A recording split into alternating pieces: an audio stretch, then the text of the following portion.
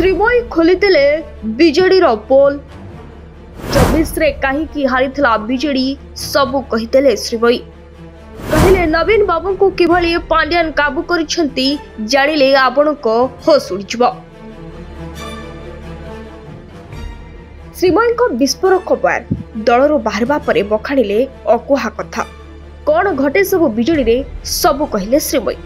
24 निर्वाचन में कहीं हारिला बीजेडी कहीं लोकसभा शून होगला विजु जनता दल या पछरे थिबा बड़ षड्यंत्र को बखाणी श्रीमयी मिश्र। एक गणमाध्यम इंटरव्यू से सबू खोली से कहते निर्वाचन पूर्व पांड्यान दिल्ली सर्वे रिपोर्ट धरी फेरी जो सबु आसन जीतबू बोली दंभ देखाउथिले हेले गोटे भी आसन दल जीति पारिलानी तेणु से केउ प्रकार सर्वे थिला बोली प्रश्न उठाई श्रीमयी। 2024 लोकसभा निर्वाचन में बीजेडी शून होइजिबा पछरे थिला पांड्यान को दिल्ली चक्रांत कहीं से दिल्ली जाइथिले से विषय काहाकू किछि भी जणा नाही।